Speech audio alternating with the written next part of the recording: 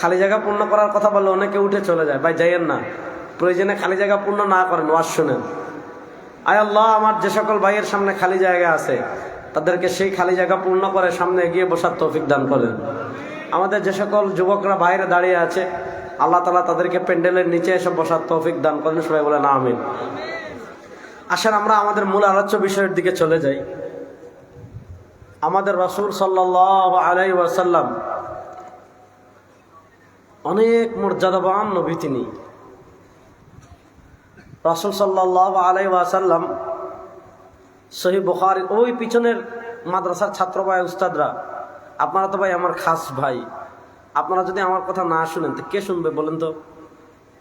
আপনারা তো আমার জাতি ভাই, জাতি ভাইরা যদি জাতি ভাইয়ের কথা না শুনে, ওই পিছনের যারা মুরব্বী একাকে বসে আছেন, আল্লাহ আমার মুরব্বীদেরকে সামনে আগানোর তৌফিক দান করেন। এরপরে যদি না আসে বুঝবেন আল্লাহ তৌফিক দেয় নাই, গাড়ে এত বড় শয়তান সোয়ার সিজন নড়তেই পারতেছে না। আল্লাহ রাসূল সাল্লাল্লাহু, আজ সবার মনোযোগ আমার দিকে আছে তো ইনশাআল্লাহ? আল্লাহ রাসূল সাল্লাল্লাহু আলাইহি ওয়াসাল্লাম বলেন, আনা সাইয়্যিদু ওয়ালাদি আদম লা ফখর। আল্লাহ রাসূল সাল্লাল্লাহু আলাইহি ওয়াসাল্লাম বলেন, আনা ইমামুল আম্বিয়া লা ফখর।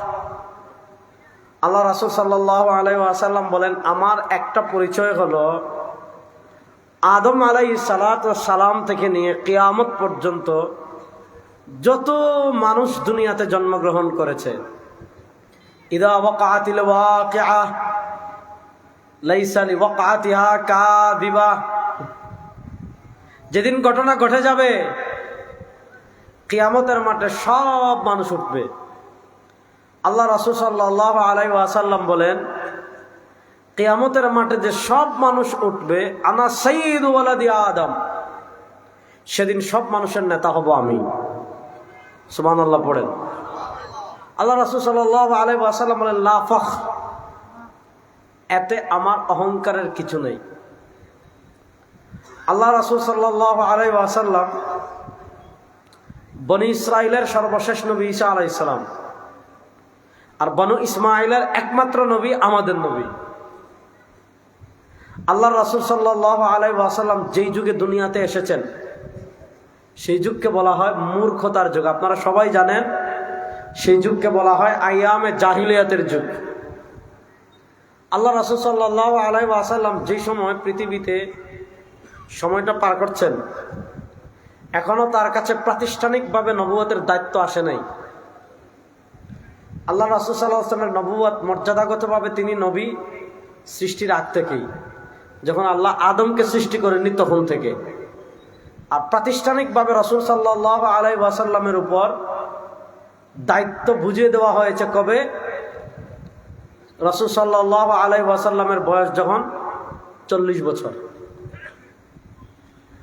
আল্লাহ রাসূল সাল্লাল্লাহু আলাইহি ওয়াসাল্লাম প্রাতিষ্ঠানিক নবুয়ত প্রাপ্তির আগের যে 40 বছর, এই 40 বছরে মক্কায় তার থেকে বিশ্বস্ত কেউ নাই। এই 40 বছরে মক্কায় তার থেকে আমানতদার কেউ নেই। এই 40 বছরে মক্কায় তার থেকে চরিত্রবান কেউ নেই। এই 40 বছরে মক্কায় তার থেকে আমানতদার কেউ নেই। সারা আরবের সবচেয়ে চরিত্রবান তিনি, সারা আরবের সবচেয়ে বিশ্বস্ত তিনি, সারা আরবের সবচেয়ে আমানতদার তিনি। ওয়া কানা ইয়াতাহান্নাসু ফি গার হিরা, মানুষ মূর্তি পূজা করে, চন্দ্রের পূজা করে, সূর্যের পূজা করে, আগুনের পূজা করে, নেতার পূজা করে, নেত্রীর পূজা করে, পাথরের পূজা করে, খেজুর গাছের পূজা করে।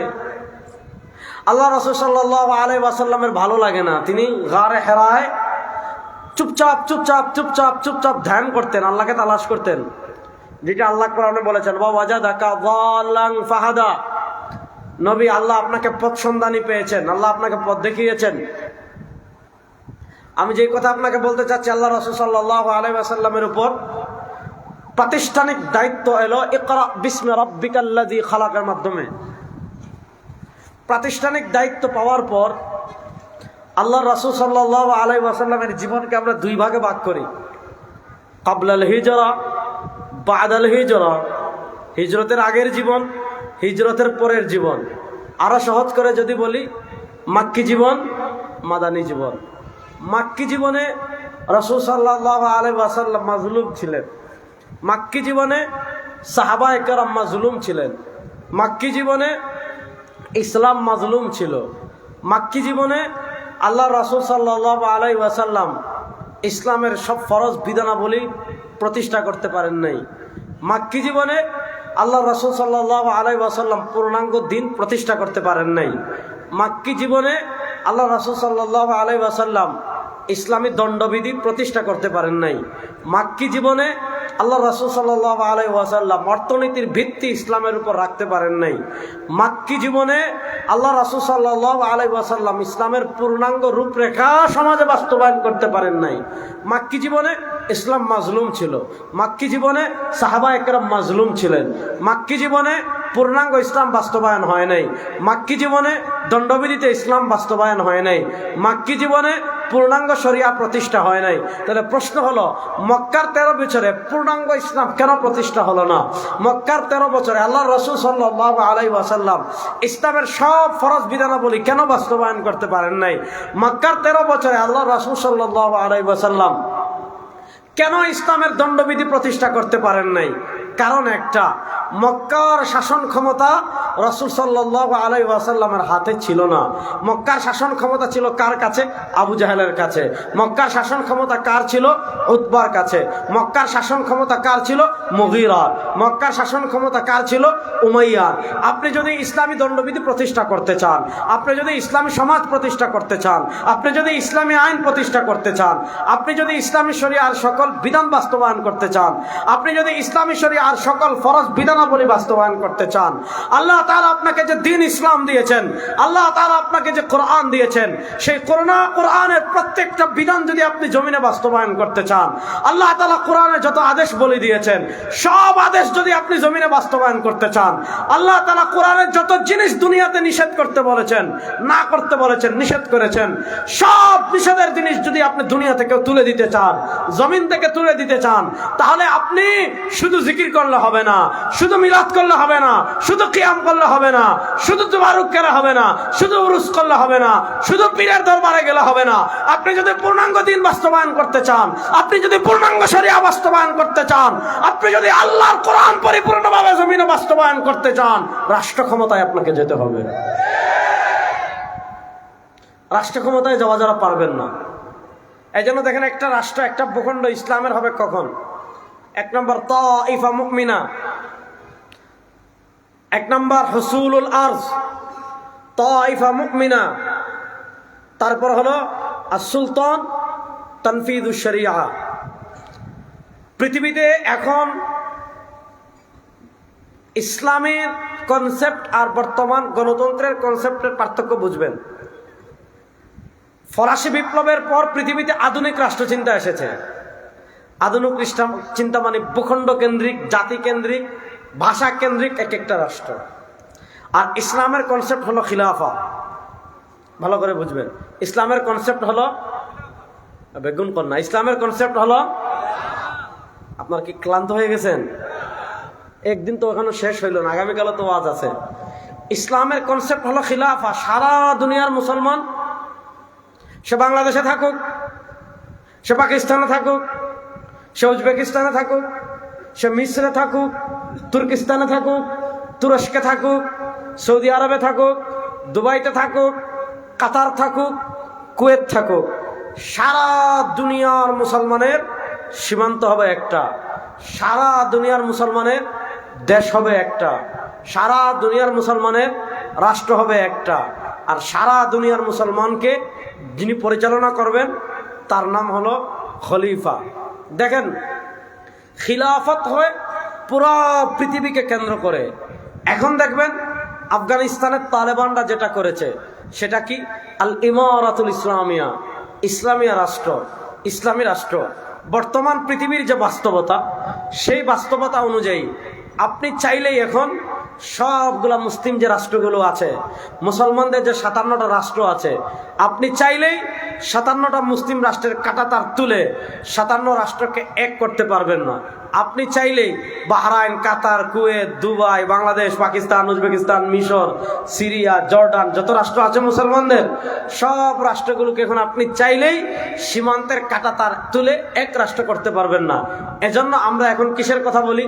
এজন্য আমরা বলি আল ইমারাতুল ইসলামিয়া, অর্থাৎ মুসলমানদের যেই ভূখণ্ড থাকবে, যেই ভূখণ্ডে সংখ্যাগরিষ্ঠ মুসলমান হবে, যেই ভূখণ্ডের মালিক হবে মুসলমান, সেই ভূখণ্ড আব্রাহাম লিঙ্কনের আদর্শে চলতে পারে না, সেই ভূখণ্ড গণতন্ত্র অনুযায়ী চলতে পারে না, সেই ভূখণ্ড ধর্ম নিরপেক্ষতা অনুযায়ী চলতে পারে না, সেই ভূখণ্ড সমাজতন্ত্র দিয়ে চলতে পারে না, সেই ভূখণ্ড বাঙালি জাতীয়তাবাদ দিয়ে চলতে পারে না, সেই ভূখণ্ড মানুষের আইনে চলতে পারে না। যেই ভূখণ্ডে সংখ্যাগরিষ্ঠ মানুষ হবে মুসলমান, সেই ভূখণ্ড পরিচালিত হবে আল্লাহর কোরআনের আইন দিয়ে, ইসলাম দিয়ে। এজন্য প্রত্যেক ভূখণ্ডে ইসলাম। আমার এই ভূখণ্ডের মালিক আমরা, যেমন আফগানিস্তান, তারা তাদের মানচিত্রে ইসলাম প্রতিষ্ঠা করেছে, এটার নাম ইমারা। কিছুদিনের ভিতর ইনশাআল্লাহ বলেন, বেগুন জুড়ে কোন ইনশাআল্লাহ, এভাবে হাত তুলে বলেন ইনশাআল্লাহ, বাইরের বাইরা বলেন ইনশাআল্লাহ। কিছুদিনের ভিতর আরেকটা সুসংবাদ আসতেছে। কিছুদিনের ভিতর আফ্রিকায় মালি একটা অঞ্চল আছে, সেই অঞ্চল মুজাহিদরা বিজয় করতেছে ইনশাআল্লাহ। এজন্য আমরা বলি ভূখণ্ড কেন্দ্রিক। শুনেন, যেমন আমাদের ভূখণ্ডে, এই ভূখণ্ড ইসলামী রাষ্ট্র আপনি বলবেন কখন? যখন হুসুলুল আরজ, একটা মানচিত্র থাকবে, একটা ভূখণ্ড থাকবে। 2 নম্বর তাইফা মুমিনা, একটা ঐক্যবদ্ধ মুসলিম সমাজ থাকবে। 3 নম্বর সুলতান, মুসলমানদের একজন শাসক থাকবে। 4 নম্বর ইনফাদুশ শরিয়া, এই মুসলমান শাসক শরিয়া বাস্তবায়ন করবে। একটা হলো ভূখণ্ড, 2 নম্বর হলো ঐক্যবদ্ধ মুসলিম, 3 নম্বর হলো মুসলমানদের শাসক, 4 নম্বর হলো শরিয়া বাস্তবায়ন। যেই ভূখণ্ডে মুসলমান থাকবে, যেই ভূখণ্ডে মুসলমানদের শাসক থাকবে, যেই ভূখণ্ডে মুসলমানদের শরিয়া অনুযায়ী রাষ্ট্র চলবে, সেই রাষ্ট্র হবে ইসলামী রাষ্ট্র, সেই রাষ্ট্র হবে আল ইমারাতুল ইসলামিয়া। দেখেন, আল্লাহ রাসূল সাল্লাল্লাহু আলাইহি ওয়াসাল্লাম মক্কা থেকে মদিনায় গিয়েছেন। যুবকরা এই পয়েন্টটা ভালো করে বুঝবেন। আল্লাহ রাসূল সাল্লাল্লাহু আলাইহি ওয়াসাল্লাম মাক্কি জীবনে মুসলমান ছিল, সংখ্যা কম হলো মুসলমান ছিল, কিন্তু কি ছিল না? হুসুলুল আরজ, মুসলমানদের ভূখণ্ড ছিল না। রাসূল সাল্লাল্লাহু আলাইহি ওয়াসাল্লাম যখন মক্কায় ছিলেন, মাক্কি জীবনে মক্কার ভূখণ্ডের প্রভাবের জায়গায় ছিল কুফফাররা, প্রভাবের জায়গায় ছিল মূর্তি পূজকরা, প্রভাবের জায়গায় ছিল তারকা পূজারীরা, প্রভাবের জায়গায় ছিল আগুন পূজারীরা, প্রভাবের জায়গায় ছিল সূর্য পূজারীরা, প্রভাবের জায়গায় ছিল পাথর পূজারীরা। এজন্য মক্কায় মুসলমান ছিল, কিন্তু মুসলমানদের আর ভূমি ছিল না, মুসলমানদের শাসক ছিল না, মুসলমানদের শরিয়া ছিল না। এজন্য মক্কা পৃথিবীর শ্রেষ্ঠ জায়গা। ইন্না আউওয়ালা বাইতিন মুদিআ লিন-নাস লাল্লাযী বিবাক্কাতা মুবারাকান ওয়া হুদান ওয়া রাহমাতাল লিল আলামিন। যেই জায়গা পৃথিবীর প্রাণকেন্দ্র, পৃথিবীর হৃৎপিণ্ড, যেই জায়গা পৃথিবীর শ্রেষ্ঠ জায়গা, যে জায়গায় আল্লাহর ঘর বায়তুল্লাহ রয়েছে, যে জায়গা থেকে হেদায়েতের আলো বিচ্ছুরিত হয়েছে, সেই জায়গাকেও হিজরতের রাসূল সাল্লাল্লাহু আলাইহি ওয়াসাল্লাম মক্কা বিজয়ের আগ পর্যন্ত আপনি ইসলামী ভূখণ্ড বলতে পারবেন না। কেন? সেই জায়গায় মুসলমান ছিল ঠিক, কিন্তু ভূখণ্ডের মালিক মুসলমান ছিল না, ভূখণ্ডের শাসক মুসলমান ছিল না, ভূখণ্ড পরিচালিত শরিয়া অনুযায়ী হয় নাই। এজন্য আল্লাহ রাসূল সাল্লাল্লাহু আলাইহি ওয়াসাল্লাম যখন মদিনা এসেছেন, মনোযোগ, আল্লাহ রাসূল সাল্লাল্লাহু আলাইহি ওয়াসাল্লাম যখন মদিনা এসেছেন, মনোযোগ, আল্লাহ রাসূল সাল্লাল্লাহু আলাইহি ওয়াসাল্লাম যখন মদিনা এসেছেন, মদিনা আসার পর কি হয়েছে? তাইফা মুমিনা, একটা ঐক্যবদ্ধ মুমিন সম্প্রদায় ছিল। 2 নম্বর, মদিনা রাষ্ট্রের প্রধান ব্যক্তি ইহুদি ছিল না, মদিনা রাষ্ট্রের প্রধান ব্যক্তি খ্রিস্টান ছিল না, মদিনা রাষ্ট্রের প্রধান ব্যক্তি মুশরিক ছিল না, কোনো মূর্তি পূজারী ছিল না, কোনো চন্দ্র পূজারী ছিল না, কোনো আগুন পূজারী ছিল না, কোনো পাথর পূজারী ছিল না। মদিনা রাষ্ট্রের সর্বপ্রধান ব্যক্তি ছিলেন, মদিনা রাষ্ট্রের সর্বপ্রধান ব্যক্তি ছিলেন, মদিনা রাষ্ট্রের প্রধান ছিলেন সরওয়ারে দু আলম তাজদারে মদিনা জনাবে মুহাম্মদুর রাসূলুল্লাহ। এরপরে কি করেছেন? এরপরে কি করেছেন? তানফিযুশ শরিয়া। এই জায়গায় হলো আমাদের দুর্বলতা। আল্লাহ রাসূল সাল্লাল্লাহু আলাইহি ওয়াসাল্লাম মদিনা রাষ্ট্রে কি করেছেন? আল্লাহর কোরআনের যত বিধানাবলী আছে, ইসলামী শরিয়ার যত বিধানাবলী আছে, যুবকরা কান খাড়া করে পয়েন্টটা বুঝেন। ইসলামী শরিয়ার যত বিধানাবলী আছে, আল্লাহর কোরআনের যত বিধানাবলী আছে, যে বিধানাবলীগুলো ব্যক্তি জীবনের, সেগুলা ব্যক্তি জীবনে প্রতিষ্ঠা করেছেন। যে বিধানাবলীগুলো পারিবারিক জীবনের, সেগুলা পরিবারে প্রতিষ্ঠা করেছেন। যে বিধানাবলীগুলো সামাজিক জীবনের, সেগুলা সামাজিক জীবনে প্রতিষ্ঠা করেছেন। যে বিধানাবলীগুলো সংবিধান সংক্রান্ত, সেগুলো সংবিধানে প্রতিষ্ঠা করেছেন। যে বিধানাবলীগুলো অর্থনীতি সংক্রান্ত, সেগুলো অর্থনীতিতে প্রতিষ্ঠা করেছেন। যে বিধানাবলীগুলো বিচার সংক্রান্ত, সেগুলা বিচার ব্যবস্থা প্রতিষ্ঠা করেছেন। যে বিধানাবলীগুলো রাষ্ট্র সংক্রান্ত, সেগুলা রাষ্ট্রতে প্রতিষ্ঠা করেছেন। অর্থাৎ মদিনায় কোরআন এবং সুন্নাহর, এক কথা ইসলামী শরিয়ার যত বিধানাবলী আছে, সব বিধানাবলী আল্লাহ ইসলাম ঘরেও প্রতিষ্ঠা করেছেন, সমাজেও প্রতিষ্ঠা করেছেন, ব্যবসায় প্রতিষ্ঠা করেছেন, অর্থনীতিতেও প্রতিষ্ঠা করেছেন, সংবিধানেও প্রতিষ্ঠা করেছেন, বিচার ব্যবস্থায় প্রতিষ্ঠা করেছেন, রাষ্ট্রেও প্রতিষ্ঠা করেছেন। যখন ঘর থেকে নিয়ে রাষ্ট্র পর্যন্ত সবকিছুতে আল্লাহর কোরআন প্রতিষ্ঠা হয়ে গিয়েছে, যখন ঘর থেকে নিয়ে রাষ্ট্র পর্যন্ত সবকিছুতে ইসলামী শরিয়া প্রতিষ্ঠা হয়ে গিয়েছে, আল্লাহ তাআলা আয়াত নাযিল করেছেন, আল ইয়াউমা আকমালতু লাকুম দীনাকুম। আল্লাহ তাআলা আয়াত নাযিল করেছেন, আল ইয়াউমা আকমালতু লাকুম দীনাকুম ওয়া আতমামতু আলাইকুম নি'মাতি ওয়া রাযীতু লাকুমুল ইসলাম দীনা। আজ ইসলাম পরিপূর্ণ করে দিয়েছি, আজ দিন পরিপূর্ণ করে দিয়েছি, আজ শরিয়া পরিপূর্ণ করে দিয়েছি। কখন দিন পরিপূর্ণ হওয়ার ঘোষণা এসেছে? কখন শরিয়া পরিপূর্ণ হওয়ার ঘোষণা এসেছে? কখন ইসলাম পরিপূর্ণ হওয়ার ঘোষণা এসেছে? যখন ঘর থেকে নিয়ে রাষ্ট্র পর্যন্ত ইসলাম বিজয়ী হয়েছে, ইসলাম প্রতিষ্ঠা হয়েছে, ইসলামের বিধানাবলী বাস্তবায়ন হয়েছে, ইসলামের বিধানাবলী অনুযায়ী পরিচালনা হওয়া শুরু হয়েছে, আল্লাহ বলেছেন আজ দিন পরিপূর্ণ। তাহলে বোঝা গেল, আমার সাথে বলেন ইসলাম। বাইরে বাইরে বলেন ইসলাম। আমার কানে কিন্তু আওয়াজ আসতেছে না, আর একটু জুড়ে বলেন ইসলাম পরিপূর্ণ। বলেন না ইসলাম পরিপূর্ণ। ইসলাম, আরো জোরে বলেন ইসলাম পরিপূর্ণ। আমার ব্যক্তি জীবন কেমনে চলবে ইসলামে আছে না নাই? জোরে বলেন। আমার পরিবার কেমনে চলবে ইসলামে আছে না নাই? আমার সমাজ কেমনে চলবে ইসলামে আছে না নাই? আমার বিচার কেমন হবে ইসলামে আছে না নাই? আমার রাষ্ট্র কেমনে চলবে ইসলামে আছে না নাই? এখন কোন নাস্তিক, মুরতাদ অথবা কোন সেকুলার অথবা রাজনীতির নামে কেউ যদি বলে ইসলামে শুধু ব্যক্তি জীবন আছে, ইসলামে শুধু পারিবারিক জীবন আছে, রাষ্ট্র কেমনে চলবে ইসলামে নাই, সমাজ কেমনে চলবে ইসলামে নাই, বিচার কেমনে চলবে ইসলামে নাই, স্পষ্ট করে বলে যারা বলবে রাষ্ট্র কেমনে চলবে ইসলামে নাই, তাদের ঈমান থাকতে পারে না, বেঈমান নাস্তিক ছাড়া কিছু না। এই শতাব্দীতে আমাদেরকে এই ভূতে তারা ধরাই দিচ্ছে।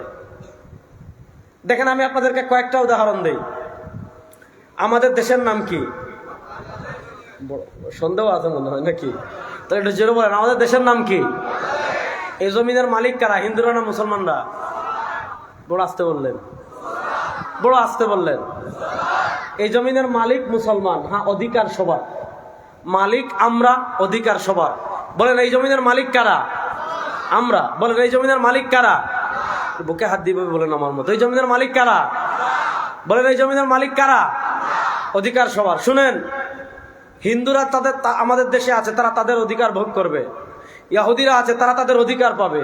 খ্রিস্টানরা আছে, তারা তাদের অধিকার পাবে। কিন্তু আপনাকে মনে রাখতে হবে, এই ৫৬,০০০ বর্গ মাইলের মালিক হিন্দুরা না, বৌদ্ধরা না, ইহুদিরা না, খ্রিস্টানরা না। আপনাকে স্পষ্ট ভাষায় মনে রাখতে হবে, এই জায়গার মালিক আমরা। সুতরাং এই জায়গায় আইন হবে মুসলমানরা নির্ধারণ করবে। এই দেশের রাষ্ট্র কেমনে চলবে সেকুলাররা নির্ধারণ করবে না, শাহবাগীরা নির্ধারণ করবে না, ভারতের দালালরা নির্ধারণ করবে না। রাষ্ট্র কেমনে চলবে নির্ধারণ করবে মুসলমানরা। এবার আপনি আপনাদেরকে বুঝাই, মূল পেশের জায়গা বুঝাই। তাহলে এই জমিনের মালিক কারা? আর আসতে বলেন, এই জমিনের মালিক কারা? এই দেশে মুসলমান আছে না নাই? কম না বেশি? প্রথম দুইটা ঠিক আছে। ৩ নম্বর ভালো করে বুঝেন, প্রথম দুইটা ঠিক আছে। ভূখণ্ড আছে ৫৬,০০০ বর্গ মাইল, সংখ্যায় ৯২% মুসলিম। আর মুসলমানদের ভিতর নানা ফিরকা আছে, বাদ দিলাম। ভূখণ্ড আমাদের, সংখ্যা ৯২%, কিন্তু তারপরেও আমাদের রাষ্ট্র সেকুলার রাষ্ট্র কেন? কারণ একটা, কারণ এই দেশের শাসক যারা হয় তারা নামে মুসলমান, তাদের আদর্শে ইসলাম নাই। এই ৫২ বছর বাংলাদেশ যারা পরিচালনা করেছে, তাদের নামে ইসলাম আছে কিন্তু তারা রাষ্ট্র ক্ষমতায় গিয়ে ইসলামের আদর্শের প্রতিফলন ঘটাতে পারে নাই। তাহলে মুসলমানদের শাসক নাই, বলেন মুসলমানদের শাসক নাই। এবার আছেন, যখন শাসক আসবে তখন কি করতে হবে? শরিয়া বাস্তবায়ন করতে হবে। কিন্তু সমস্যা হলো আমাদের দেশের যারা শাসক হয় তারা শরিয়া বাস্তবায়ন করে না, তারা রাষ্ট্র চালায় আব্রাহাম লিঙ্কন দিয়ে, বিচার করে ব্রিটিশ দিয়ে, সংসদ চালায় ব্রিটিশের আইন দিয়ে, অর্থনীতির আইন করে পুঁজিবাদ দিয়ে। এবার এই জায়গায় হলো সমস্যা। সমস্যার জায়গা দুইটা, একটা হলো যারা শাসক হয় তারা নামে মুসলমান। শুধু আমাদের দেশে না ভাই, এই 57টা মুসলিম রাষ্ট্র যে পৃথিবীতে আছে, এই 57টা মুসলিম রাষ্ট্র থাকার পরও আজকে পৃথিবীর প্রান্তে প্রান্তে মুসলমান কেন মার খায়? 57 রাষ্ট্র আমরা আছি ঠিক, কিন্তু এই 57 রাষ্ট্রের চেয়ারে যারা বসে আছে সবগুলো ইহুদি খ্রিস্টানের পাঁচটা গোলাম, সবগুলো গোলাম। এরা ইসলামের থেকে চেয়ার বেশি দেখে। নইলে 57টা মুসলিম রাষ্ট্র যদি পৃথিবীতে ঐক্যবদ্ধ হয়, ভাই ফিলিস্তিনে আমাদেরকে মারবে এমন কোন বাপের বেটা দুনিয়াতে আছে? জোরে বলেন। গাজায় আমাদের রক্ত জড়াবে এমন কোন বাপের বেটা দুনিয়াতে আছে? বাংলাদেশে আলেমদেরকে বাতি বন্ধ করে হত্যা করবে এমন কোন বাপের বেটা দুনিয়াতে আছে? প্রশ্ন হলো 92% মুসলমানের দেশে মুসলমানদের উপর হামলা করার সাহস কেন পায়? আলেমদের উপর হামলা করার কেন সাহস পায়? নবী প্রেমিকের উপর শাপলা চত্বরে হামলার সাহস কেন পায়? ছাত্র জনতার উপর হামলা করার সাহস কেন পায়? কারণ এই চেয়ারে যারা বসেছিল তারা বাংলাদেশের মানুষের নেতৃত্ব দেওয়ার জন্য আসে নাই, এরা ছিল ভারতের পাঁচটা গোলাম, ভারতের দালাল। এই সমস্ত দালালি বাংলাদেশে চলুক আপনারা চান? যুবকরা আওয়াজ দেন। বাংলাদেশে পরিবর্তন হোক আপনারা চান কি চান না? জোরে বলেন, বাংলাদেশে পরিবর্তন হোক আপনারা চান কি চান না? এই পরিবর্তন কোন মানুষের আইন দিয়ে আমরা চাই না। এই পরিবর্তন হবে বাংলাদেশে আমরা এমন শাসক চাই যে রাষ্ট্র পরিচালনায় গিয়ে আব্রাহাম লিঙ্কনের আদর্শ প্রতিষ্ঠা করবে না, রাষ্ট্র পরিচালনায় গিয়ে আল্লাহর কোরআনের আইন বাস্তবায়ন করবে। এমন বাংলাদেশ দেখার জন্য প্রস্তুত আছেন না নাই? ইনশাআল্লাহ বলেন। জোরে বলেন না ইনশাআল্লাহ? এটা জোরে বলেন না ইনশাআল্লাহ? তাহলে বলেন রাষ্ট্র কেমনে চলবে? ইসলামে আছে না নাই? জোরে বলেন না। রাষ্ট্র কেমনে চলবে? ইসলামে আছে না নাই? এখানে হলো প্রেসের জায়গা। আপনি ইসলামের 1400 বছরের ইতিহাস যদি দেখেন, যুবকরা একটু ভালো করে মনোযোগ দিয়ে শুনেন, মনোযোগ। আপনি যদি ইসলামের 1400 বছরের ইতিহাস দেখেন তাহলে আপনি দেখবেন ইসলাম আর রাষ্ট্র একটা আরেকটার সাথে অঙ্গাঙ্গিভাবে জড়িত। রাষ্ট্র থেকে ইসলাম খুব কম সময় আলাদা ছিল। আপনি শুধু মক্কা জীবন বাদ দেন, মদিনায় আসছেন, রাষ্ট্র ক্ষমতা ইসলাম ছিল। খেলাফতে রাশেদা, খেলাফতে উমাইয়া, আব্বাসীদের খেলাফত, ফাতিমিদের খেলাফত, তারপর 800 বছর উসমানীদের খেলাফত। অর্থাৎ পৃথিবীর কোথাও না কোথাও, পৃথিবীর কোনো না কোনো ভূখণ্ডে, পৃথিবীর কোনো না কোনো জায়গায়, পৃথিবীর কোথাও না কোথাও ইসলাম বিজয়ী ছিল। পৃথিবীর কোথাও না কোথাও ইসলামী হুকুমত ছিল। পৃথিবীর কোনো না কোনো ভূখণ্ডে কোরআন অনুযায়ী ভূখণ্ড চলেছে। তারপর তারা ষড়যন্ত্র করেছে। কিভাবে ষড়যন্ত্র করেছে? মুসলমানদেরকে তারা আনুষ্ঠান নির্ভর ধর্ম উপহার দিয়েছে। মুসলমানদেরকে তারা শিখিয়ে ফেলেছে ইসলাম মানে কি করবা। হাটহাজারির এদিকে গেলে একটা মাজার পাওয়া যায়, খারজানা নাম ভুলে গেছি, ওখানে 3 দিন ব্যাপী উরুস করবা। মাইজ ভান্ডারে যেদিন উরুস হবে একটা গরু কিনবা, একটা ছাগল কিনবা, কিচ্ছু না একটা মুরগ কিনবা, গরুতে মালা লাগাইবা, মহিষে মালা লাগাইবা, ছাগলে মালা লাগাইবা, তারপরে ডুল তবলা লইবা, ডুল বাজাইবা, ট্রাকের উপর উঠবা, ডুল বাজাইবা, নাচতে নাচতে নাচতে নাচতে নাচতে নাচতে নাজির হাট গেট ডাইন দিয়ে ঢুকবা। তারপর সোজা যাবা মাইজ ভান্ডারে। যাওয়ার পর কি করবা? বাবার কবরের সামনে গিয়ে গরু পেশ করবা। গরুর লসি লাগানো থাকে, একজন এদিকে টান দে, আরেকজন এদিকে টান দে। গরু মাথা নত করে, কয় দেখ আমার বাবার পাওয়ার কত, গরু আমার বাবারে সিজদা দেয়। সুবহানাল্লাহ কয়, শুনছেন? নাউজুবিল্লাহ জুড়ে বলেন। এগুলার নাম ইসলাম না ভণ্ডামি? আরো আসতে বলেন, এগুলার নাম ইসলাম না ভণ্ডামি? বলেন কবরে সিজদা দেওয়া হারাম। বলেন কবরে সিজদা দেওয়া, বেগুন জুড়ে কোন, কবরে সিজদা দেওয়া জুড়ে বলেন। কবরে মান্নত করা, কবরে চাওয়া, বলেন কবরে সিজদা দেওয়া, কবরের নামে মান্নত করা, কবরে মনের আশা পূরণের জন্য পীর সাহেবের কাছে কোনো কিছু চাওয়া। এখন কেউ যদি কবরে সিজদা দেওয়া হালাল মনে করে, আপনাদের চট্টগ্রামের কত পীর আছে ইমান নাই বেঈমান, বিশ্বাস করেন। আপনাদের চট্টগ্রামের কত পীর আছে মানুষদেরকে মুরিদ করে, আসলে ইমান নাই। কেন নাই শোনেন, ইসলামী শরিয়ার অকাট্য কোনো হারামকে আপনি এটা ফতোয়া শামিতে যে কোনো কিতাবে পাবেন। ইসলামী শরিয়ার অকাট্য কোনো হারামকে কেউ যদি হালাল মনে করে সে কাফের। আবার বলি, ইসলামী শরিয়ার অকাট্য কোনো হারামকে কেউ যদি হালাল মনে করে সে মুসলমান না কাফের? বেগুন জোরে কর না, মুসলমান না কাফের? আচ্ছা আপনারা বলেন তো, মদ খাওয়া হালাল না হারাম? জোরে বলেন। সুদ খাওয়া হালাল না হারাম? বেবিচার করা হালাল না হারাম? স্পষ্ট হারাম। মদ খাওয়া যেমন হারাম, সুদ খাওয়া যেমন হারাম, বেবিচার করা যেমন হারাম, আল্লাহ ছাড়া কাউকে সিজদা দেওয়া তার চেয়ে বড় হারাম। এখন একজনে মদ খাচ্ছে মনে করেন ফতেহাবাদে, রাত্রে এইদিকে সামনে গেলেই তো আপনার কি জানি এটা রুট, বাটিয়ারির পাহাড়ের রুট, ওই পাহাড়ের উপর রাত্রে গিয়ে মদ খেয়ে ফেলেছে গোপনে। সে জানে মদ খাওয়া হারাম। মদ খাওয়া হারাম জানার পরও কুপবৃত্তির অনুসরণ করে, নফসের পূজা করে সে মদ খেয়ে ফেলেছে। মদ খাওয়ার পর যদি তওবা না করে, আল্লাহ চাইলে মাফ করে দিতে পারেন, অথবা চাইলে আল্লাহ তাআলা আযাব দিয়ে মাফ করবেন, কিন্তু তার ঈমান যাবে না, মারাত্মক কবিরা গুনাহ হবে। কেউ জানে সুদ খাওয়া হারাম, ওভাবে পড়ে, অথবা পুঁজিবাদে পড়ে, অথবা আপনার মনে করে লোভের কারণে সুদ খেয়ে ফেলেছে, ভিতরের হাত দিয়ে খেয়ে ফেলেছে, টেবিলের নিচে খেয়ে ফেলেছে, তার মারাত্মক কবিরা গুনাহ হবে। কেউ জানে বেবিচার করা হারাম, জানার পর কুপবৃত্তির অনুসরণে, শয়তানের অনুসরণ করে সে বেবিচার করে ফেলেছে। কবিরা গুনাহ জানার পরও, হারাম জানার পরও কেউ যদি করে ফেলে তার ঈমান যাবে না। এটা হলো আহলুস সুন্নাহ ওয়াল জামাতের আকীদা। তার কবিরা গুনাহ হবে। কিন্তু একজনে মদ খাচ্ছে কিন্তু মনে করে মদ খাওয়া হালাল, একজনে বেবিচার করছে সে মনে করে বেবিচার করা হালাল, একজনে সুদ খাচ্ছে সে মনে করে সুদ খাওয়া হালাল। ইসলামের কোন অকাট্য হারামকে কেউ যদি হালাল মনে করে সাথে সাথে ঈমান হারিয়ে কাফের হয়ে যাবে। দুনিয়ার 4 মাযহাবের ইমামদের ফতোয়া, সারা দুনিয়ার সকল ইমামদের ফতোয়া, কবরে সিজদা দেওয়া হারাম। বলেন কবরে সিজদা দেওয়া, জোরে বলেন কবরে সিজদা দেওয়া। রাসূলুল্লাহ সাল্লাল্লাহু আলাইহি ওয়াসাল্লামের কবরে সিজদা দেওয়া হালাল না হারাম? আর আসতে বলেন। সাহাবায়ে কেরামের কবরে সিজদা দেওয়া হালাল না হারাম?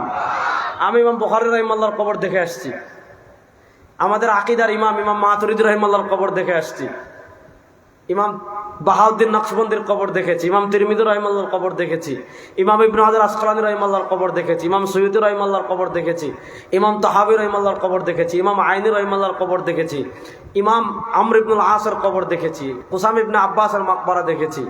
আপনি ওনাদের কবর গিয়ে দেখেন, আপনি কবর জিয়ারত করবেন। সারা দুনিয়ার সব আলেমদের ফতোয়া, 4 মাযহাবের ঐক্যবদ্ধ ফতোয়া যে কোনো মানুষের কবরে সিজদা দেওয়া হারাম।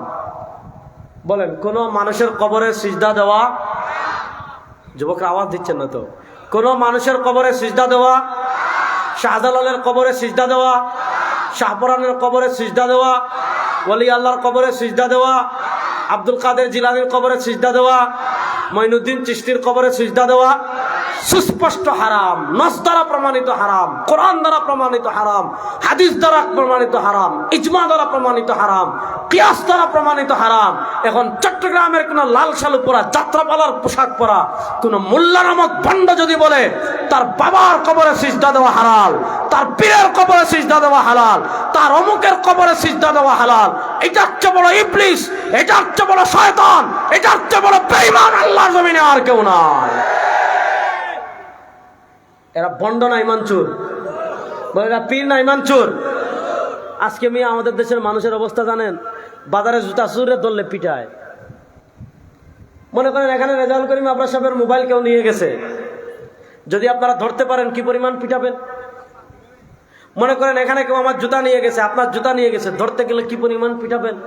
আমাদের বাংলাদেশের মানুষের অবস্থা রে ভাই, হায় হায় হায় হায়। জুতা চুরিরে পিটায়, পকেট মাররে পিটায়, মোবাইল চুরিরে পিটায়, আর যে তার দুনিয়ার সবচেয়ে দামি জিনিস ঈমান। দুনিয়ার সবচেয়ে দামি জিনিসের নাম কি? জোরে বলেন, আরো জোরে বলেন, আরো জোরে বলেন। দুনিয়ার সবচেয়ে দামি জিনিসের নাম কি? দুনিয়ার সবচেয়ে দামি সম্পদের নাম কি? কেন ঈমান বললাম? আচ্ছা, জান্নাতে যেতে চান কারা কারা? দেখি হাত তুলেন তো। ইনশাআল্লাহ আমরা সবাই জান্নাতে যেতে চাই কি চাই না? জান্নাতে যেতে হলে এক নম্বর যে জিনিস লাগবে ওইটার নাম। আজকে সবচেয়ে দামি জিনিস আল্লাহ আমাদেরকে দিলেন। আজকে আপনি মোবাইল চুরে পিটান, পকেট মাররে পিটান, জুতা চুররে পিটান, আর আমাদের দেশের কিছু ইমান চুর আছে যারা পিরালির নামে আমাদের দেশের মানুষের ইমান চুর করে। আমাদের দেশের মানুষের অবস্থা কি? ইমান চুররে মহিষ দে, ইমান চুররে গরু দে, ইমান চুররে ছাগল দে, ইমান চুররে চাউল দে, ইমান চুররে তোমার টাকা দে, ইমান চুরের কাছে গিয়ে মান্নত করে। আমাদের দেশে এরকম কুসংস্কার আছে না নাই? এর কারণ কি? ইমান সম্পর্কে মানুষ উদাসীন। ভাই, পৃথিবীর কোন ইমাম, আপনি আমাদের যে চার ইমাম, ইমাম আবু হানিফা, ইমাম শাফি, ইমাম মালিক, ইমাম আহমদ, দেখেন চার মাযহাবের সর্বসম্মত ফতোয়া কবরে সিজদা দেওয়া হারাম।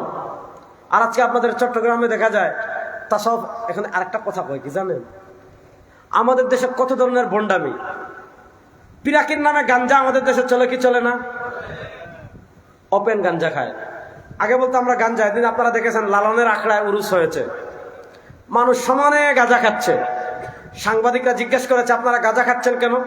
বলছে আমরা গাঁজা খাচ্ছি না, সিদ্ধি খাচ্ছি। কি খাচ্ছি? সিদ্ধি খাচ্ছি।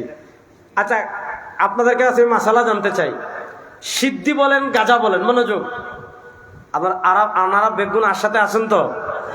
আচ্ছা বলেন, সিদ্ধি বলেন গাঁজা বলেন যাই বলেন, এটা খাওয়া হালাল না হারাম? আর জোরে বলেন, এটা খাওয়া হালাল না হারাম? বলেন না, এটা খাওয়া হালাল না হারাম? স্পষ্ট হারাম। আমাদের দেশে দেখবেন, আপনাদের চট্টগ্রামে আছে, ওরে বাবা রে বাবা রে, সেমা গান। আপনি পটিয়া গেলে দেখবেন, এদিকে মাইজভান্ডার গেলে দেখবেন, চট্টগ্রামের বিভিন্ন জায়গায় দেখবেন সেমা গান। ডুল নিবে, তবলা নিবে, গিটার নিবে, হারমোনিয়াম নিবে, আর আপনার গান গাচ্ছে। কি গান? এটা সেমা গান। কি গান? এটা আধ্যাত্মিক গান। শুনেন, যত ভালো কথা হোক, মাসালাটা শুনেন, যত ভালো কথা হোক, সেই ভালো কথার সাথে কেউ যদি বাজনা সংযুক্ত করে, মনে করেন আপনি বলতেছেন আকাশটা কাঁপছিল কেন, জমিনটা নাচছিল কেন, বড় পীর ঘামছিল কেন, অথবা আপনি বলেন আল্লাহর ধন রাসুলরে দিয়া, আল্লাহ গেল না গায়েব হইয়া, রাসুলের ধন খাজায় পাইয়া, খাজায় ঘুমায় আজমিরে, কেউ ফিরে না খালি হাতে, খাজা তোমার দরবারে। তোমার 14 গোষ্ঠীর মাথা, তোমার 14 গোষ্ঠীর, জোরে বলে না, তোমার 14 গোষ্ঠীর। আচ্ছা আপনি বলেন, আপনি সারাদিন যদি বলেন আকাশটা কাঁপছিল কেন, জমিনটা নাচছিল কেন, পরে কি জানি আমি তার পাই না, যাক, অথবা আপনি বলতেছেন আল্লাহর ধন, আপনি সারাদিন বলেন ভাই আমার কোনো সমস্যা নেই। আপনি সারাদিন বলতেছেন, এদেশে মুহিব খানের কবিতা বলছেন, এদেশে আল্লাহু আকবারের সুরে সূর্য ওঠে, এদেশে আল্লাহু আকবারের সুরে সূর্য ডুবে, অথবা আপনি বিপ্লবী কোনো গান বলতেছেন, ইসলামী সঙ্গীত বলতেছেন যে ইনশাআল্লাহ এবার ইসলাম বিজয় হবে। যত ভালো কথাই বলেন, যদি সাথে বাজনা লাগান, এটা হালাল না হারাম? জোরে বলেন, বাজনা হালাল না হারাম? আপনি যত ভালো কথা বলেন, যত আধ্যাত্মিক বলেন, যা কিছু বলেন, যদি সাথে বাজনা লাগান, এটা হালাল না হারাম? দুইটা হাদিস বলি, কারণ আপনাদের চট্টগ্রামে অনেকে আছে, বাংলাদেশে এক বাউল আছে, বাউল কি জানি নাম, আমার মনে নাই। একদিন দেখলাম সে আমাকে 1 কোটি টাকার চ্যালেঞ্জ দিচ্ছে, রেজাউল করিম আপনাকে 1 কোটি টাকার চ্যালেঞ্জ। কিরে ভাই 1 কোটি টাকার চ্যালেঞ্জ কেন? যে সে কোরআন থেকে একটা আয়াত দেখাবে যে আল্লাহ বলেছেন আল গিনা হারামুন। কোরআন থেকে একটা আয়াত দেখাবে যে আয়াতে আল্লাহ বলেছেন গান বাজনা হারাম। আসলে তো কোরআনের কোথায় আল গিনা হারামুন নাই, আসলে কোরআনের কোথায় আল মিজমার হারামুন নাই, এই শব্দ নাই। দেখেন, আপনাদের দুইভাবে আপনাদের সাথে বন্ডামি করে। আচ্ছা আপনারা বলেন, হালাল হারাম শুধু কি কোরআন দিয়ে প্রমাণিত হয় না, হাদিস দিয়ে প্রমাণিত হয়? আচ্ছা আপনারা বলেন, কুত্তার গু খাওয়া হালাল না হারাম? সন্দেহ করতেছেন, বড় আস্তে মনে হয়। বলেন তো, কুত্তার পায়খানা খাওয়া হালাল না হারাম? পিছনের বাইরের বাইরে আপনারা বলেন, ফতোয়া দেন তো, কুত্তার পায়খানা খাওয়া হালাল না হারাম? আচ্ছা, বান্দরের গোশত খাওয়া হালাল না হারাম? সাপের বিষ খাওয়া হালাল না? জুড়ে বলেন, সাপের বিষ খাওয়া হালাল না হারাম? দেখেন আল্লাহ রাসূল সাল্লাল্লাহু আলাইহি ওয়াসাল্লাম আজ থেকে 1400 বছর আগে বলে গিয়েছেন, আলা ইন্নী উতীতুল কোরআন ওয়া মিসলাহু মা, আমি তোমাদের কাছে কোরআন নিয়ে আসছি, শরিয়ার বিধান প্রমাণের ক্ষেত্রে কোরআনের মতো হাদিস নিয়ে আসছি। আলা ইন্নামা হাররামা রাসূলুল্লাহ ফাহুয়া মিসলু মা হাররামাল্লাহ, কোরআনে হারাম হলে যেমন হারাম, হাদিস দিয়ে হারাম প্রমাণ হলে তেমন হারাম। এখন যারা আপনাকে বলবে বাজনা হারাম, কোরআন থেকে দেখান। যারা আপনাকে বলবে কবরে সিজদা দেওয়া হারাম, কোরআন থেকে দেখান। যারা বলবে বাবার নামে মান্নত করা হারাম, কোরআন থেকে দেখান। যারা বলবে পীরের দরবারে সিদ্ধি খাওয়া হারাম, কোরআন থেকে দেখান। যারা বলবে কবরে গিয়ে কোনো কিছু চাওয়া, কোরআন থেকে হারাম, কোরআন থেকে হারাম প্রমাণ, কোরআন থেকে দেখান। তাদের কাছে আপনি 1 নম্বর প্রশ্ন করবেন যে তুমি আগে বলো হারাম শুধু কোরআন দিয়ে প্রমাণ হয় নাকি হাদিস দিয়েও হয়? আগে এই প্রশ্নের সমাধান দেন। যদি তুমি বলো যে কোরআন শুধু হালাল হারাম শুধু কোরআন দিয়ে প্রমাণ হয়, হাদিস দিয়ে হয় না, আমি হাদিস মানি না। হাদিসে কোনো জিনিস হারাম করলে আমি হাদিস মানি না, হাদিসে কোনো জিনিস হালাল করলে আমি হালাল মানি না। তুমি আগে বলো হাদিস কোনো জিনিস হারাম করলে সেই জিনিসকে তুমি মানো কিনা, হাদিস কোনো জিনিস হালাল করলে ওই জিনিসকে তুমি মানো কিনা। যদি বলো তুমি মানো, তাহলে তো তোমার সাথে আমার আলাপ। আর তুমি যদি বলো হাদিস হারাম মানলে তুমি হারাম মানো না, তাহলে তো তুই বেঈমান, তাহলে তুই কাফের। তোর সাথে গান বাজনা হালাল না হারাম, তো এটা নিয়ে আমার আলোচনা করার দরকার আছে? এবার বলেন হাদিসে কোনো জিনিস হারাম বলে সেটা আমরা হারাম মানি কি মানি না? কথা বুঝাইতে পারি নাই। বলেন হাদিসে কোনো জিনিস হারাম হলে আমরা হারাম মানি কি মানি না? জুড়ে বলেন হাদিসে কোনো জিনিস হারাম হলে আমরা হারাম মানি কি মানি না? মানি। এখন গান বাজনা হারাম, আপনার কয়টা হাদিস লাগবে আসেন? কয়টা লাগবে আসেন? দলিল লাগবে আসেন, রেজাল্ট করেন আপনাদের কাছে। দলিল দিয়া কবর দিয়া দিব ইনশাল্লাহ। ইনশাল্লাহ বলেন, জুড়ে বলেন না ইনশাল্লাহ। এখন আপনাদের চট্টগ্রামে দেখবেন বলবে যে আবরার সাহেবের কথা তো ঠিক আছে। আপনারা দেখেছেন কিছুদিন আগে কুমিল্লার নাঙ্গলকোটের এক পীর আছে, সে বলছিল আমার মরণকালে ঢোলবাসি বাজাইও, ও কি জানি, আরে না গানটা মনে পড়তেছে না। আমার মরণকালে ঢোলবাসি বাজাইও, ও ভান্ডারি বাইও। তার একটা বক্তব্য দেখলাম, সে বলছে গাঞ্জা খাওয়া হালাল। নাউজুবিল্লাহ বাড়িতে গিয়ে বলবেন। আচ্ছা আপনারা বলেন গাঞ্জা খাওয়া হালাল না হারাম? জোরে বলেন না, গাঞ্জা খাওয়া হালাল না হারাম? এখন সে বলছে গাঞ্জা খাওয়া হালাল, দলিল কি? সে দলিল দিচ্ছে, শুনেন। এই যে গাজার গাছ উঠে পাহাড়ে, জমিনে, নদীর তীরে, খাগড়াছড়ির পাহাড়ে, বান্দরবনের পাহাড়ে, রাঙ্গামাটির পাহাড়ে, সারা দুনিয়ার মানুষ চাইলে কি গাজার গাছ বানাইতে পারবেন? গাজার গাছ বানাইছেন কে? গাজার গাছ সৃষ্টি করেছেন কে? বলেছে গাজার গাছ সৃষ্টি করেছেন আল্লাহ। তাহলে আল্লাহ যদি বানায় আমরা খাইতে সমস্যা কি? দলিল বুঝছেন? আল্লাহ বানাইছে, আচ্ছা ঠিক আছে, কিছুক্ষণের জন্য ধরলাম যে গাজার গাছ আল্লাহ বানিয়েছে, এজন্য আপনি খাইতে সমস্যা কি? আপনাকে আমি পাল্টা প্রশ্ন করি, সাপের বিষ বানাইছে কে? জোরে বলেন না, জোরে বলেন না, সাপের বিষ বানাইছে কে? এখন যেই যুক্তি দিয়ে আপনি গাঞ্জা খাইতে চাচ্ছেন, এই যুক্তি দিয়ে আপনি সাপের বিষ খাইতে হবে। আচ্ছা বলেন কুত্তার পায়খানা আপনারা দুনিয়ার কেউ বানাইতে পারবে? আপনার ছোট বাচ্চার মনে করেন পাতলা পায়খানা হয়ে গেছে, এটা দুনিয়ার কেউ বানাইতে পারবে? পারবে না।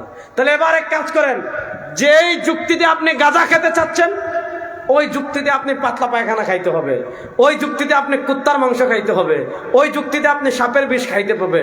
যদি সাপের বিষ এগুলা খাইতে পারেন, বুঝবেন পীরে কামেল, মুর্শিদে মুকাম্মিল, আলহাজ দয়াল বাবা, খাজা বাবা, ঠিক আছে, সমস্যা নাই। আর যদি খাইতে না পারে, বুঝবেন এটা হচ্ছে বড় ইবলিস, এটা হচ্ছে বড় শয়তান, এটা হচ্ছে বড় ঈমান চোর, আল্লাহর জমিনে আর কেউ নাই। এই ধরনের ঈমান চোর আমাদের দেশে আছে না নাই?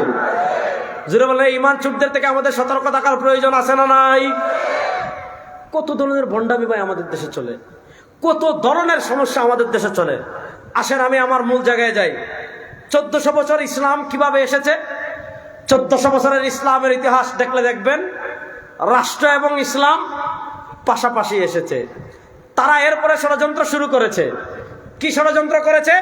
তারা ষড়যন্ত্র দাঁড় করিয়েছে রাষ্ট্র ক্ষমতা থেকে ইসলামকে আলাদা করে ফেলবো, ইসলামকে মসজিদের ভিতর সীমাবদ্ধ করে ফেলবো, ইসলামকে মাদ্রাসার ভিতর সীমাবদ্ধ করে ফেলবো, ইসলামকে খানকার ভিতর সীমাবদ্ধ করে ফেলবো, ইসলামকে মাজারের ভিতর সীমাবদ্ধ করে ফেলবো, ইসলামকে উরুসের ভিতর সীমাবদ্ধ করে ফেলবো, ইসলামকে বিরিয়ানির ডেচকির ভিতর সীমাবদ্ধ করে ফেলবো, ইসলামকে জিলাপির প্যাকেটের ভিতর সীমাবদ্ধ করে ফেলবো।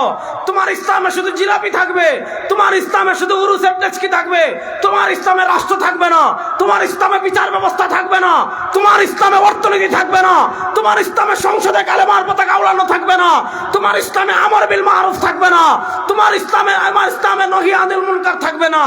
না, আমার রাসূল সাল্লাল্লাহু আলাইহি ওয়াসাল্লাম শুধু ঘরের মধ্যে ইসলাম প্রতিষ্ঠা করার জন্য যদি দুনিয়াতে আসতেন, উহুদে তার দান শহীদ করে রাখতো না, তায়েফে তার রক্ত ঝরাতে হতো না, মক্কা থেকে হিজরত করে মদিনায় যেতে হতো না। আমার রাসূল সাল্লাল্লাহু আলাইহি ওয়াসাল্লাম মাদানী জীবনে ঘর থেকে নিয়ে রাষ্ট্র পর্যন্ত আল্লাহর কোরআনের বিধান প্রতিষ্ঠা করেছেন। গত শতাব্দীতে আমাদেরকে বিভিন্ন ট্যাবলেট খাওয়াইছে। এই একটা ট্যাবলেটের নাম সমাজতন্ত্র, একটা ট্যাবলেটের নাম গণতন্ত্র, একটা ট্যাবলেটের নাম ধর্মনিরপেক্ষতা। কিছু রাষ্ট্রে ধর্মনিরপেক্ষতা দিয়েছে, কিছু রাষ্ট্রে রাজতন্ত্র দিয়েছে, কিছু রাষ্ট্রে সমাজতন্ত্র দিয়েছে, কিছু রাষ্ট্রে ধর্মনিরপেক্ষতা দিয়েছে।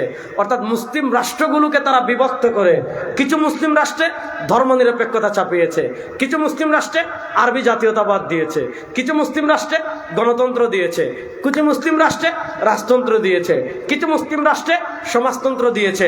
অর্থাৎ মুসলমানদেরকে তারা শিখিয়ে দিয়েছে, তোমার ঘর তুমি যদি কোরআন অনুযায়ী চালাতে চাও সমস্যা নাই, তোমার বাড়ি যদি তুমি কোরআন অনুযায়ী চালাতে চাও সমস্যা নাই, তোমার বিয়ে শাদী যদি তুমি কোরআন অনুযায়ী চালাইতে চাও সমস্যা নাই, তোমার ত্যায্য সম্পত্তি যদি তুমি কোরআন অনুযায়ী বন্টন করতে চাও সমস্যা নাই।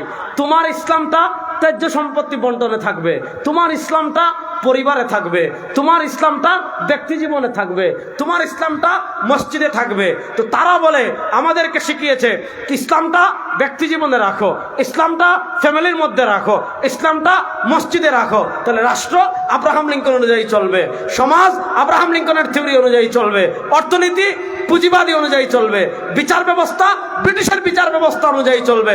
তারা আপনাকে শিখিয়েছে ব্যক্তি জীবন চলবে ইসলাম অনুযায়ী, বিয়ে শাদী হবে ইসলাম অনুযায়ী, ত্যায্য সম্পত্তি হবে ইসলাম অনুযায়ী। এজন্য আমাদের বাংলাদেশেও দেখবেন মুসলিম পারিবারিক আইন আছে, বিয়ের ক্ষেত্রে ইসলাম, তালাকের ক্ষেত্রে ইসলাম, ওয়াকফের ক্ষেত্রে ইসলাম, ত্যায্য সম্পত্তি বন্টনের ক্ষেত্রে ইসলাম। মুসলিম পারিবারিক আইন দিয়ে আমাদেরকে শিখিয়েছে ইসলামটা বিয়ের মধ্যে রাখো, ইসলামটা তালাকের মধ্যে রাখো, ইসলামটা ত্যায্য সম্পত্তি বন্টনের ভিতর রাখো, ইসলামটা ওয়াকফের মধ্যে রাখো, ইসলামটা ওসিয়তের মধ্যে রাখো। তাহলে প্রশ্ন হলো রাষ্ট্র কেমনে চালাবো? বলে আব্রাহাম লিঙ্কন আছে। অর্থনীতি কেমনে চালাবো? পুঁজিবাদ আছে। বিচার কেমনে করব? ব্রিটিশ আছে। না, ইসলাম শুধু ওয়াকফের জন্য আসে নাই, ইসলাম শুধু পরিবারের জন্য আসে নাই, ইসলাম শুধু তালাকের জন্য আসে নাই, ইসলাম শুধু বিয়ের জন্য আসে নাই। বিয়েতে যেমন ইসলাম থাকবে, তালাকে যেমন ইসলাম থাকবে, পারিবারিক আইনে যেমন ইসলাম থাকবে, রাষ্ট্র পরিচালনায় আব্রাহাম লিঙ্কনের টিম থাকতে পারে, রাষ্ট্র পরিচালনা হবে কোরআন অনুযায়ী।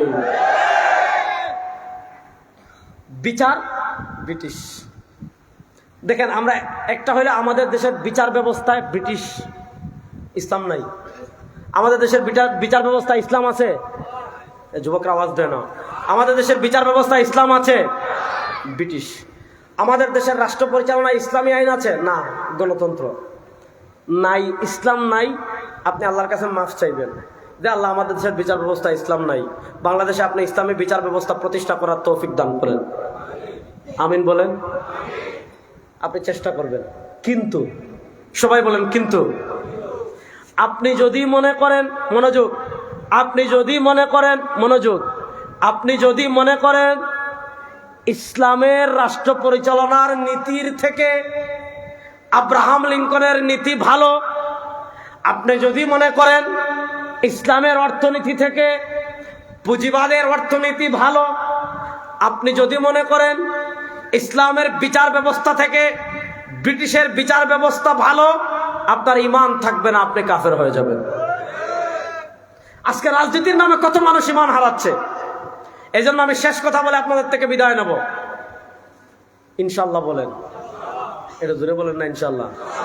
সবাই হাত একবার এভাবে তুলেন তো, এবার সবাই বলেন ইনশাল্লাহ।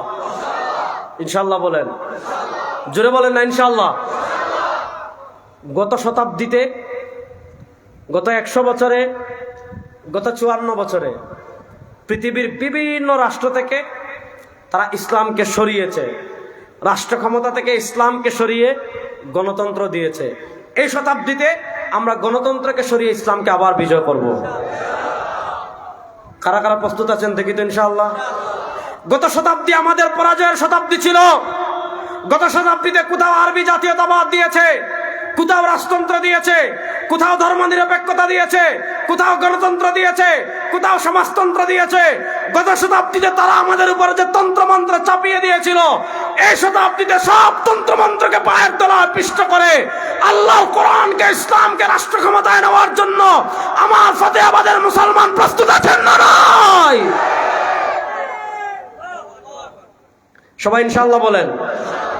সবাই বাইরের বাইরে বলেন ইনশাআল্লাহ। দেখেন আপনারা হলেন চট্টগ্রামের মানুষ। সমুদ্রে যখন জলোচ্ছ্বাস আসে, সমুদ্রে যখন ঘূর্ণিঝড় আসে, সরকার সমুদ্রে সতর্কতা সংকেত জারি করে 1 নম্বর, 2 নম্বর, 3 নম্বরের উপরে উঠলে আস্তে আস্তে বাসাবাড়ি ছেড়ে আপনি আশ্রয় কেন্দ্রে যেতে হবে। কারণ সমুদ্রে যখন ঘূর্ণিঝড় হয়, এই ঘূর্ণিঝড়ের যে বিশাল বিশাল ঢেউ তৈরি হয়, সমুদ্রের ঘূর্ণিঝড়ের ঢেউ কেউ আটকাই রাখতে পারে না। এটা উপকূল উপচে পড়ে, উপকূলে আঘাত করে, উপকূলকে লন্ডভন্ড করে দেয়। সমুদ্রের ঘূর্ণিঝড়ের ঢেউ যেমন কেউ আটকাতে পারে না। ইনশাআল্লাহ এই যে পৃথিবীর প্রান্তে প্রান্তে ইসলামের বিজয়ের ঘূর্ণিঝড়ের ঢেউ উঠেছে, এই ঢেউ আমেরিকাও আটকাতে পারবে না, ভারতও আটকাতে পারবে না, রাশিয়াও আটকাতে পারবে না, ইসরায়েলও আটকাতে পারবে না। এই ঢেউয়ে যত মুসলিম ভূখণ্ড আছে, সব মুসলিম ভূখণ্ডে আবার কালেমার পতাকা উড্ডীন হবে ইনশাআল্লাহ। আমরা প্রস্তুতি নিচ্ছি। এই বাংলাদেশের বয়স 54 বছর হয়েছে। তারা আমাদের রাষ্ট্র পরিচালনায় আব্রাহাম লিঙ্কনকে দিয়েছে, অর্থনীতিতে পুঁজিবাদকে দিয়েছে, বিচার ব্যবস্থায় ব্রিটিশকে দিয়েছে। গত শতাব্দীতে আমাদের উপর যা চাপিয়ে দিয়েছে, এই শতাব্দীতে এমন জোয়ার উঠেছে বাংলাদেশে, সব লন্ডভন্ড হয়ে বিচার ব্যবস্থায় ইসলাম আসবে, অর্থনীতিতে ইসলাম আসবে, রাষ্ট্র পরিচালনায় ইসলাম আসবে ইনশাআল্লাহ। ইনশাআল্লাহ বলেন। যুবকরা রেডি আছে তো ইনশাআল্লাহ? তরুণরা প্রস্তুত আছেন তো ইনশাআল্লাহ? বাংলাদেশের সব শাসন আপনারা দেখেছেন, বাংলাদেশের সব লোকের শাসন আপনারা দেখেছেন, বাংলাদেশে মানুষের তৈরি ব্রিটিশের আইন দেখেছেন, পুঁজিবাদ দেখেছেন, আব্রাহাম লিঙ্কনের আদর্শ দেখেছেন। এবার আব্রাহাম লিঙ্কনকে বাদ দিয়ে, পুঁজিবাদকে বাদ দিয়ে, ব্রিটিশের আইন বাদ দিয়ে আল্লাহর কোরআনের আলোকে বাংলাদেশ গড়ার জন্য, আল্লাহর কোরআনের আলোকে 56,000 বর্গ মাইলকে গঠন করার জন্য প্রস্তুত আছেন না নাই? আল্লাহ সবাইকে কবুল করুক। সবাই বলেন আমিন। আল্লাহ তাআলা ইসলামের যে মহান দায়িত্বগুলো আমাদেরকে দিয়েছেন, আল্লাহ তাআলা মৃত্যু ইসলামের সকল দায়িত্ব পালনের তৌফিক আমাদের সবাইকে দান করেন। আগামীর বাংলাদেশে ইসলামকে বিজয় করতে আল্লাহ তাআলা আমাদেরকে কাঁধে কাঁধ মিলিয়ে একসাথে সবাইকে কাজ করার তৌফিক দান করেন। আমিন।